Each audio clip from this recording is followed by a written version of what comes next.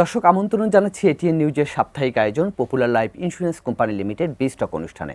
আপনাদের সাথে আছি আমি গোলাম কাদের রবু। মূলত অর্থনীতি, ব্যবসা বাণিজ্যের নানা বিষয় নিয়ে আমরা এই অনুষ্ঠানে আলোচনা করে থাকি।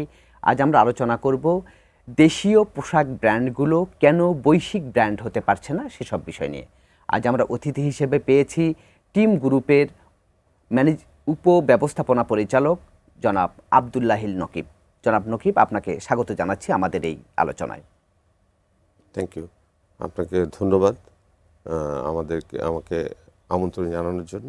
Thank you. জি, আমরা আসলে মূল আলোচনায় যাওয়ার আগে এই মুহূর্তে বিশ্ব রাজনীতি, অর্থনীতি সব জায়গাতেই যে বিষয়টি সবচেয়ে বেশি আলোচিত সেটি হচ্ছে মধ্যপ্রাচ্যের সংঘাত।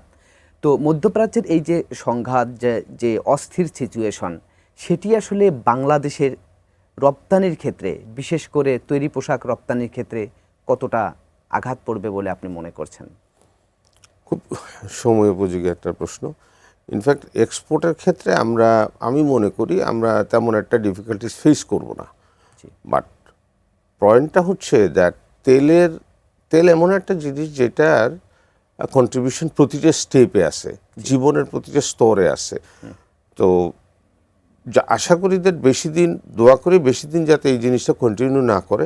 যদি কন্টিনিউ বেশি দিন হয় তাহলে যেভাবে বললাম যে প্রতিটা স্তরে এফেক্ট করবে, দ্রব্যমূল্য থেকে শুরু করে জীবনের প্রতিটা স্তরে প্রতিটা জায়গায় এফেক্ট করলে আমার প্রোডাকশন কষ্ট বেড়ে যাবে, যেটা আমরা এফোর্ড করতে পারবো না। অলরেডি আমরা একটা সমস্যার মধ্যে দিয়ে যাচ্ছি। আশা করি এই ধরনের আরেকটা বাড়তি ঝামেলা আমাদের মধ্যে এসে পড়বে না। সো প্রোডাকশন কস্ট বাড়বে না, এটা একটা কথা। আরেকটা হচ্ছে আনইন্টারাপ্টেড যে জ্বালানি, আমাদের যে জ্বালানি ক্ষেত্রে অলরেডি একটা চ্যালেঞ্জ আছে। তো এলএনজির উপরে যেহেতু আমরা ডিপেন্ডেন্ট এবং আমাদের জ্বালানিটা অনেক ক্ষেত্রে এইভাবেই আসে, সো ওইটাও একটা বাধা বা সমস্যা হওয়ার সম্ভাবনা আছে বলে আমি মনে করি।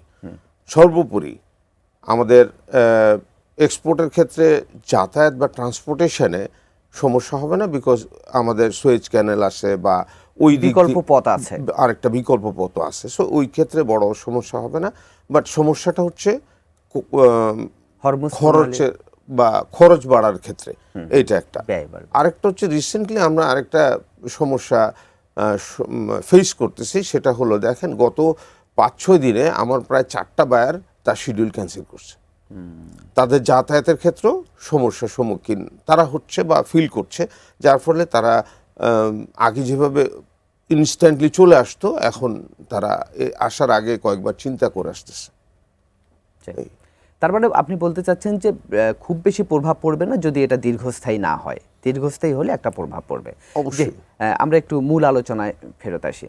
যে আপনার কাছে আমার একটু জানার ইচ্ছা যে বাংলাদেশের তৈরি পোশাকের ক্রেতা তো বিশ্বের বড় বড় ব্র্যান্ডগুলো, ইউনিক্লো, এইচএম, যারা, তো তারা আমাদের কাছ থেকে পোশাক নিয়ে তাদের ব্র্যান্ড নেম ইউজ করে তারা বিশ্বে বিক্রি করছে, অথচ তাদেরকে পোশাক কিন্তু সরবরাহ করছে আমরাই।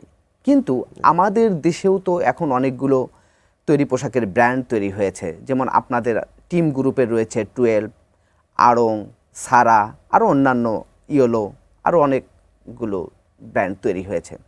কথা হচ্ছে সেগুলো আসলে কেন বৈশ্বিক ব্র্যান্ড তৈরি হতে পারছে না, কেন সেখানে আমরা জায়গাটা তৈরি করে পারছি না?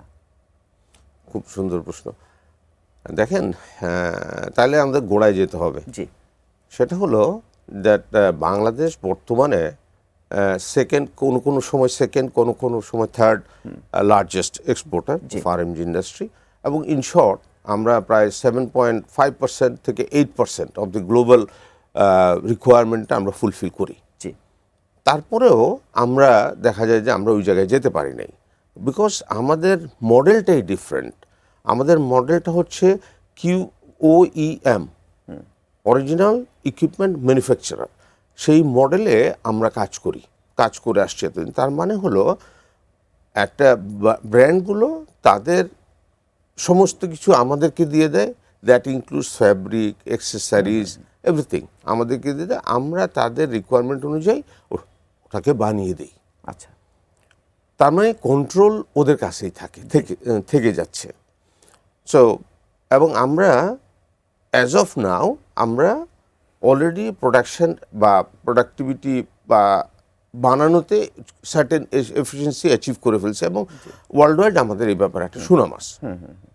এখন প্রশ্ন হচ্ছে দ্যাট আমরা কেন ওদের জায়গা দাঁড়াইতে নিতে পারছি না, তাই না? দিতে পারার চেষ্টা কি আমরা করছি ফার্স্ট অফ অল। আচ্ছা, আর কারণ দিতে পারার জন্য অনেকগুলো জিনিস জড়িত এখানে, শুধু ভালো বানালে হবে না, তো আপনার মার্কেটিং সাইডও দেখতে হবে। দেখেন প্রতিটা জিনিসের দুইটা পার্ট, একটা হচ্ছে ফরওয়ার্ড লিঙ্কেজ, একটা ব্যাকওয়ার্ড লিঙ্কেজ।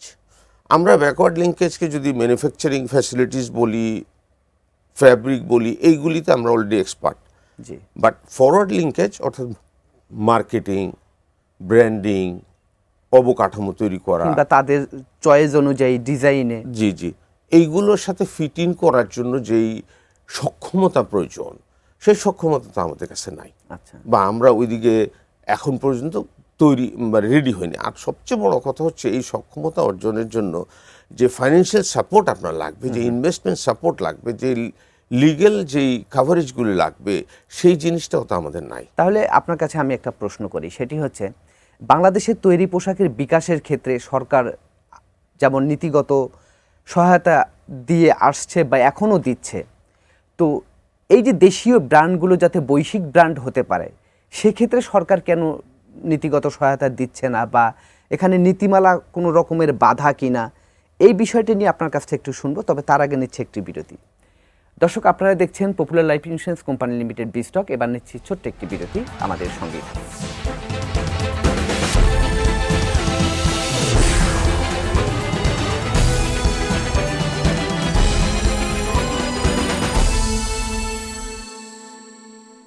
দর্শক, বিরতির পর আমরা আবারও ফিরে এলাম Popular Life Insurance Company Limited বিস্টক অনুষ্ঠানে। আজ আমরা আলোচনা করছি দেশীয় ব্র্যান্ডগুলো কেন বৈশ্বিক ব্র্যান্ড হতে পারছে না সেসব নিয়ে। আমাদের সঙ্গে অতিথি হিসেবে আছেন টিম গ্রুপের উপব্যবস্থাপনা পরিচালক জনাব আব্দুল্লাহিল নকিব। জি, আপনাকে আরেকবার স্বাগত জানাচ্ছি। আপনার কাছে আমি প্রশ্ন করেছিলাম যে তৈরি পোশাক যেরকম করে সরকারের কাছ থেকে নীতিগত সহায়তা পেয়েছে, এই দেশীয় ব্র্যান্ডগুলো বৈশ্বিক ব্র্যান্ড হওয়ার ক্ষেত্রে কি সেরকম নীতিগত সহায়তা পাচ্ছে না, নাকি আপনারা নিজেরাই বেশি আগ্রহী হচ্ছেন না, কোনটা? সত্যিকার অর্থে আপনি লাস্টের দিকে যেটা বলছেন সেটা তেমন একটা ছিল না। হাউবার জিনিসটা হচ্ছে সরকারের সহায়তার পাশাপাশি সরকারের আরও কিছু ইনিশিয়েটিভ নেওয়া প্রয়োজন বলে আমি মনে করি, যদি সত্যিকার অর্থে আমরা নিজস্ব ব্র্যান্ড স্ট্যাবলিশ করতে চাই ইন দি ওয়ার্ল্ড মার্কেট। সেটার মধ্যে একটা হচ্ছে দ্যাট আমাদের ফাইন্যান্সিয়াল ডিসিপ্লিন বা ফাইন্যান্সিয়াল যে সাপোর্টটা প্রয়োজন, সেটা যৌথ উদ্যোগী একটা ইনিশিয়েটিভ নেওয়া উচিত। দ্বিতীয়ত হচ্ছে যে আমাদের সত্যিকার অর্থে ব্র্যান্ডকে স্ট্যাবলিশ করার জন্য যে দক্ষ জনবল প্রয়োজন, যেই এক্সপার্টিস দরকার, যে ক্যাপাসিটি বিল্ড দরকার, সেটার জন্য সরকারের সক্রিয়ভাবে একটা সহযোগিতা করা প্রয়োজন। আচ্ছা, সে ফর এক্সাম্পল ব্র্যান্ডকে স্ট্যাবলিশ করার জন্য শুধু প্রোডাকশন করলে তো হয় না। নাও আমরা রিয়েলাইজ করছি that this is not the way.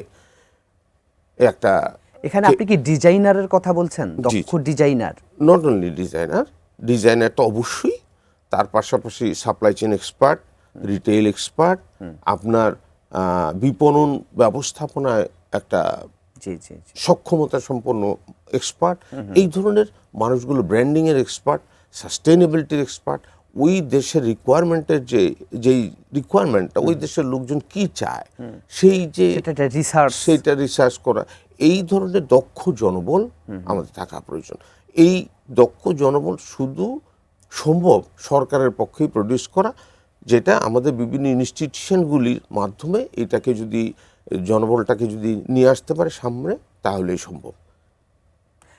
আরেকটি বিষয় একটু জানতে চাই, ধরেন যে আপনারা কোনো একটা দেশে আপনাদের ব্র্যান্ড এস্টাবলিশ করতে চান কিংবা শোরুম দিতে চান, সেই ক্ষেত্রে কি সংশ্লিষ্ট দেশ থেকে কি কোনো বাধা আছে, কিংবা এক্ষেত্রে সরকার কি কোনো সহযোগিতা করে দেখেন, কিনা? আমি ওই জিনিসটাকে ওইভাবে দেখি না, বাধা তো নাই। দেখেন, আপনি এক জায়গায় যদি আমরা যদি ওখানে যেতে চাই, তাহলে ওই দেশের ল অফ দি ল্যান্ড অনুযায়ী আমাকে যেতে হবে, দিস ইজ অবভিয়াস।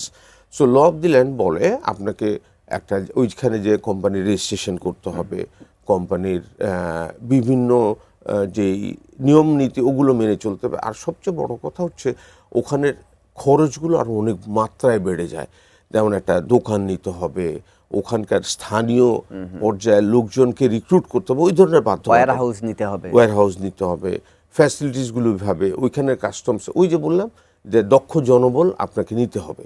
সো এই টোটাল জিনিসটাকে একই সুরে গেঁথে তারপরে ব্যবসাটা করতে হবে, আদারওয়াইজ হবে না।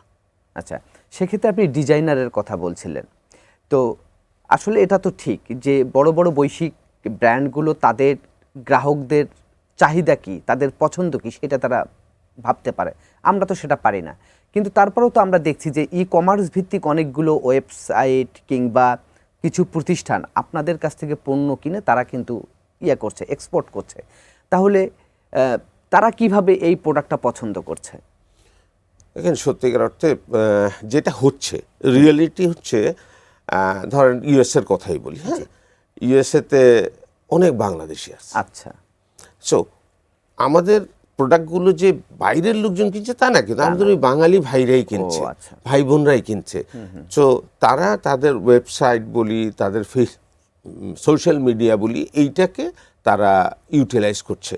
ইউটিলাইজ করে তারা ওইখানে লিমিটেড স্কোপের মধ্যে খুব স্বল্প পরিসরে এই জিনিসটা হচ্ছে। এটা খুব বড় পরিসরে হচ্ছে তা না, খুব স্বল্প পরিসরে হচ্ছে। তো এটা স্বল্প পরিসর থেকে আমরা কিভাবে এটা বড় পরিসরে নিয়ে যেতে পারি? বড় পরিসরে নিয়ে যাওয়ার জন্য প্রথমত দরকার আমাদের একটা নিজস্ব পরিকল্পনা। যেমন আমরা গার্মেন্টসের ভাষায় আমরা বলি, গার্মেন্টসের যেটা made in Bangladesh, right? So concept made in Bangladesh থেকে কনসেপচুয়ালি চেঞ্জ করতে হবে, স্ট্র্যাটেজিক্যালি চেঞ্জ করতে হবে। এখন মেড ইন বাংলাদেশ বলা যাবে না, বলতে হবে ব্র্যান্ড ফ্রম বাংলাদেশ। আচ্ছা, সো সি দি পারসেপশন ওয়াইজ টোটালি চেঞ্জ। প্রথমত যদি আমরা নিজেদেরকে ওখানে এস্টাবলিশ করতে চাই বা করতে চাই, তাহলে কনসেপ্টই চেঞ্জ, রাইট? কনসেপ্ট চেঞ্জের সাথে সাথে আপনার যে ফাইন্যান্সিয়াল সাপোর্ট যেটা দরকার, সেই জিনিসটা আসতে হবে, কারণ এখানে অনেক ফাইন্যান্সিয়াল ইনভলভমেন্ট আছে। দেন আমাদের দক্ষ জনবল, জনশক্তিকে দাঁড়া করতে হবে, আর গভর্নমেন্ট আর প্রাইভেট পাবলিক পার্টনারশিপ, জয়েন্ট কোলাবোরেশনে এই জিনিসটা আগাতে হবে, তাইলে আমরা ব্র্যান্ড এস্টাবলিশ করতে পারবো। জি, আপনি একটি কথা বলছিলেন যে মেড ইন বাংলাদেশ থেকে আমাদেরকে ডাইভার্ট হতে হবে ব্র্যান্ড ফর বাংলাদেশ। ভালো কথা, তাহলে আমরা আমাদের দেশীয় ব্র্যান্ডগুলোকে তাদের মাঝে ছড়িয়ে দিতে পারবো। ঠিক আছে, এখানে সরকারের তো ভূমিকা থাকবেই, পাশাপাশি আপনাদেরও তো ভূমিকা আছে, বিশেষ করে ব্র্যান্ডিংয়ের ক্ষেত্রে।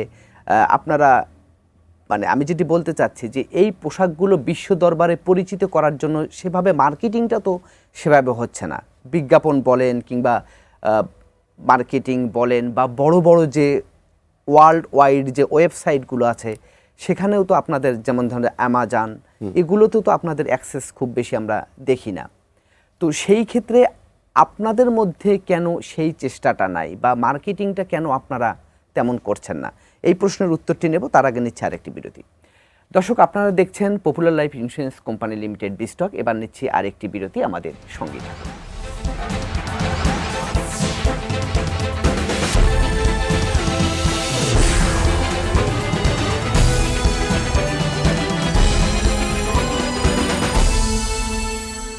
দর্শক, বিরতির পর আমরা আবারও ফিরে এলাম Popular Life Insurance Company Limited বিস্টক অনুষ্ঠানে। আজ আমরা আলোচনা করছি দেশীয় ব্র্যান্ডগুলো কেন বৈশ্বিক ব্র্যান্ড হতে পারছে না। আমাদের সঙ্গে আছেন টিম গ্রুপের ডিএমডি জনাব আব্দুল্লাহিল নকিব। আপনাকে আরেকবার স্বাগত জানাচ্ছি। বিরতির আগে আপনার কাছে আমি একটা প্রশ্ন করেছিলাম, আপনি বলছিলেন যে মূলত দেশীয় পোশাক ব্র্যান্ডগুলোর ক্রেতা মূলত প্রবাসী বাংলাদেশিরা।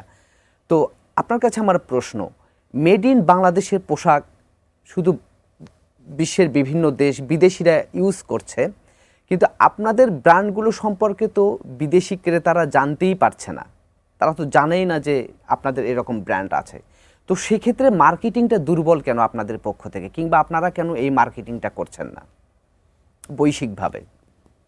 না, আমরা যে একেবারে করছি না তা না। আচ্ছা, দেখেন, যে কোনো জিনিস মার্কেটিংটা করতে গেলে আপনার অ্যাকসেপ্টেবিলিটি, মার্কেটিংয়ে করে কি আপনার অ্যাকসেপ্টেবিলিটি তৈরি করা, তাই না?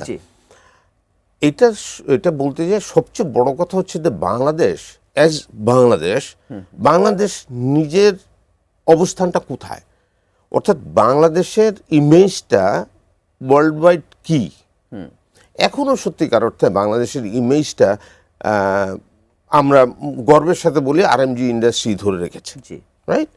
বাট এখনো আমাদের ইমেজ সংকটে মাঝে মধ্যে আমরা পড়ে যাই। আমরা এখনো যেই সক্ষমতা আছে, Bangladesh being the largest highest number, Bangladesh having highest number of green factory আমাদের দেশে, জি। আমাদের ফ্যাসিলিটিস এত ভালো, অন্য যে কোনো দেশের সাথে আমরা কম্পিটিশনে অনেক আগে আছি। তারপরেও আমাদের ক্ষেত্রে এই আরএমজি ইন্ডাস্ট্রি নিয়ে নেগেটিভ ব্র্যান্ডিং হয়। জি কারা করে, কেন করে, সেই দিকে আমি যাব না, বাট হয়। তো প্রথম কথা হচ্ছে, একটা ব্র্যান্ডকে স্ট্যাবলিশ করতে হলে আপনার ন্যাশনাল একটা ইমেজ আপনার থাকতে হবে। এবং সরকারের দিক থেকেও সেটা থাকতে জি, হবে। বরঞ্চ সরকারের দিক থেকে সবচেয়ে বেশি কন্ট্রিবিউশন করে বাংলাদেশকে একটা মর্যাদার স্থানে দাঁড়া করাতে হবে। তারপরে হচ্ছে আমাদের দিকটা। এখন আসি আমরা কি করছি। দেখেন, মেড ইন বাংলাদেশ, এটা আরএমজি ইন্ডাস্ট্রির ওয়ান অফ দি ইনিশিয়েটিভ, যেটা গভর্নমেন্ট এটার সাথে পার্ট ছিলেন। আমরা ওইটাকে সাকসেসফুলি করেছি। আমরা ইন আইসোলেশন বিভিন্ন জায়গায় বিভিন্ন সময় আমরা বিভিন্ন বাংলাদেশের আরএমজি ইন্ডাস্ট্রিকে হাইলাইট করার চেষ্টা করেছি, in the form of fashion show, in the form of বিভিন্ন seminar, fair, all this thing.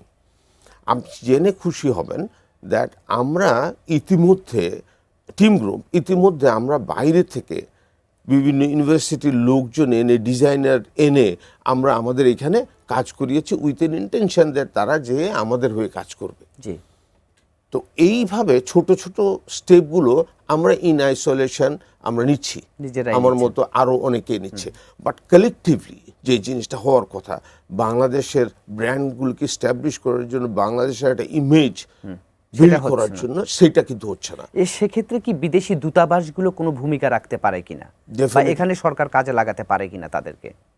Definitely পারে, কারণ ওনারা এতটুকু সহায়তা তো আমরা আশা করি এবং ওনাদের সক্ষমতাও আছে, বাট ইনিশিয়েটিভগুলো নেওয়ার অভাব আমার কাছে মনে হয়।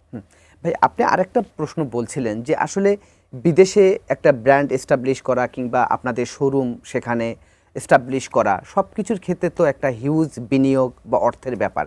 জি। তো সেক্ষেত্রে তো বাংলাদেশ থেকে অর্থ নিয়ে যাওয়াটাও তো এখন নানা জটিলতাও তো আছে। দুই হচ্ছে এনবিআর এর দিক থেকেও কি সেক্ষেত্রে কোনো বাধা আছে কিনা, বা এনবিআর এটাকে কিভাবে আরো সহজ করে দিতে পারে, বাংলাদেশ ব্যাংক, এনবিআর?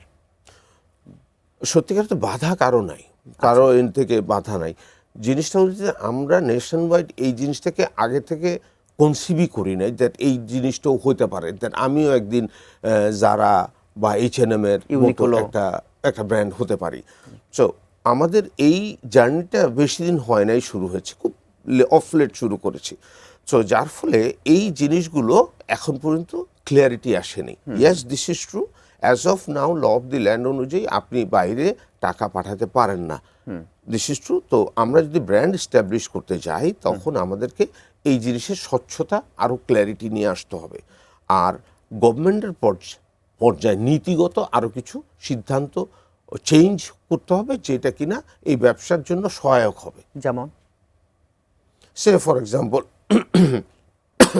আপনার এই যে ফরেন কারেন্সি নিয়ে যাওয়া, এখানে যে যেই রেজিস্ট্রেশনের যেই সিস্টেমগুলি জটিলতা, আছে, হ্যাঁ। এইগুলোর জটিলতাগুলো কাটায় এটা যত সিম্পল করা যায়, এই জিনিসগুলো করতে হবে। তো সেক্ষেত্রে আমাদের যে রপ্তানি উন্নয়ন ব্যুরো আছে, ইপিবি, তারা কি সেক্ষেত্রে সহযোগিতা করতে পারে কিনা, বা তারা কি ভূমিকাটা নিতে পারে?